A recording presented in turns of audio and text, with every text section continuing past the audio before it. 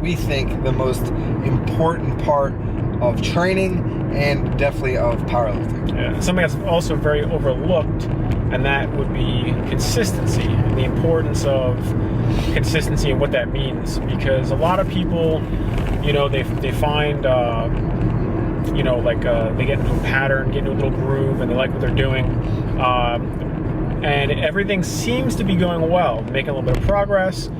But if you take a step back and look at everything in a big picture, have you been, consistent? Have you really been being consistent? You might have made some progress, but I think that everybody gets into fitness and training and with this mindset that it's a 6-week journey or it's a 3-month thing, and there's my goal, or I'm going to prep for a show, or I'm going to prep for a meet or whatever, and what can I accomplish in this time frame? And that's when if you're shortening the length of time, you're going to train harder, or you're going to do something more drastic, and you're going to end up hurting yourself. You're going to end up burning yourself out. Yeah.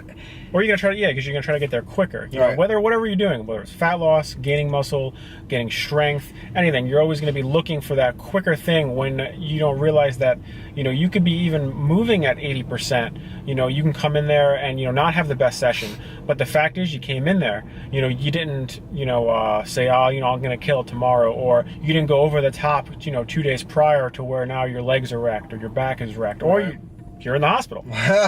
I look at it, my opinion or my view on fitness and training has changed, but I look at it now as most likely I'm going to be living for another 50 to 60 years. I plan on training throughout that time.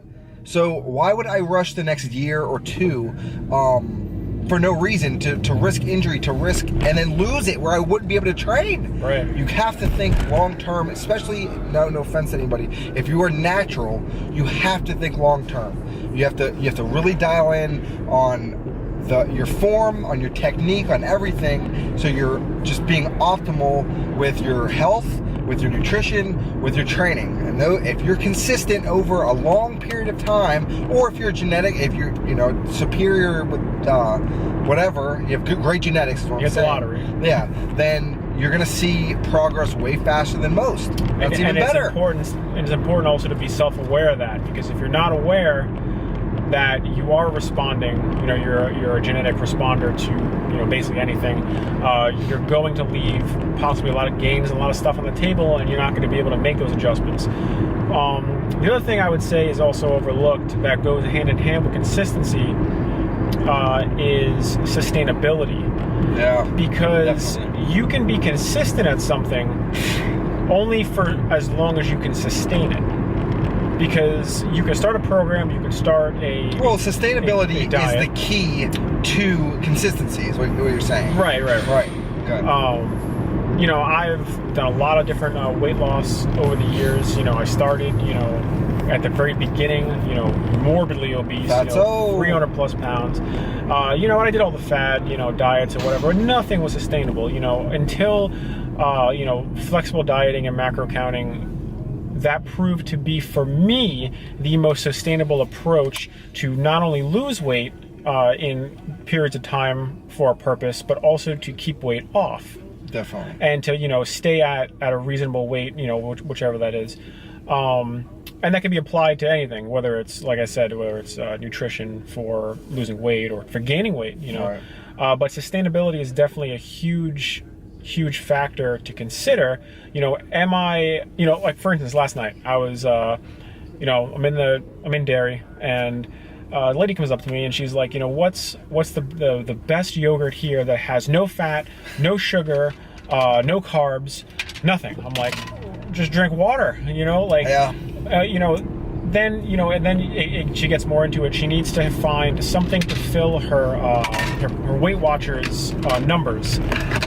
Now, that's great. This lady might have been maybe in her 50s, or, she wasn't too overweight, but she could stand to lose, 20, 30 pounds, whatever her goal was. She was trying to do that through Weight Watchers. And that's fine. You can choose that type of style of diet or that program to facilitate the progress towards your goal. But you will sacrifice the knowledge and all of the life-changing opportunities that you could if you otherwise just learn a little bit more about nutrition and create more sustainable life habits.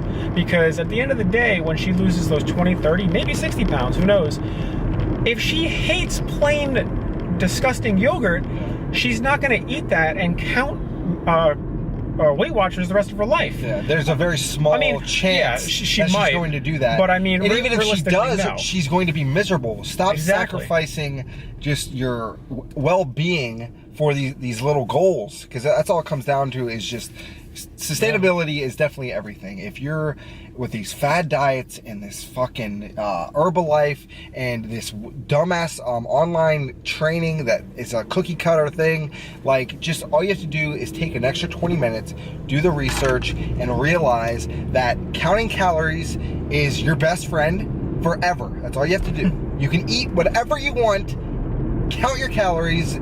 If you're under your maintenance, you're gonna lose weight. If you're over your maintenance, you're gonna gain weight. Jesus Christ! Yeah. People keep over fucking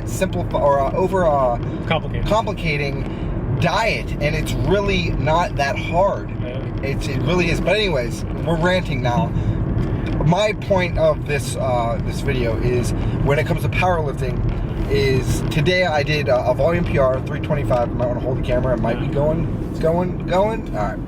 I did 325 pounds for 4 sets of 3 at an RPE 7. And that, for me, in the whole scheme of things, is incredible, because I would have killed to be doing this months ago when I was doing sets of 4 at like 280 or 285. Plates, yeah. But today I was pissed because my form was not dialed in. So I have becoming, I'm trying to become more technical with the movement, and it's just gonna help me in the long run, because I'm gonna be thinking that when I'm hitting 4 plates and beyond. So you're investing in technique, right, for later long-term on. results, and that's what you need to be doing in, I guess, in anything, unless it's an absolute emergency. Fucking yeah, if you're just a giant fatso, then just stop eating, stop drinking 2 liters of Coke. And there lies the main principle that you can even extract from that, is that you got to make the life change. You got to create a new habit or make the life change to make progress. You can't jump on the 6-week, the 12-week bandwagon, that your friend did or you saw online or whatever, just to reach your goal. Right. And then another thing is motivation. I mean, how are you going to? You just have to dig yourself into this and realize that, again, you're going to be doing this for years. I think once that really hits in, that really settles in, your whole perspective changes, and you should become smarter in all aspects of dieting or training, because there's just no reason to do anything that is a fad or that you. Especially if you're really interested in fitness and you really enjoy working out, or even if you're not, just realize that you're gonna have to put in years of training, and you will.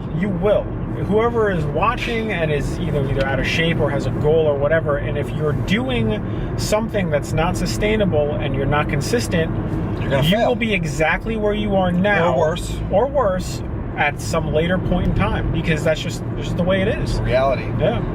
But anyways, if you take anything from this video, there's no way that anybody's watching right now at this point. Please watch. But consistency is key to everything gym and fitness related, and most life circumstances as well. But thank you for watching. Like, subscribe, comment. I know you're not going to, but we're going to tell you to do it anyways, and we'll see you in the next one.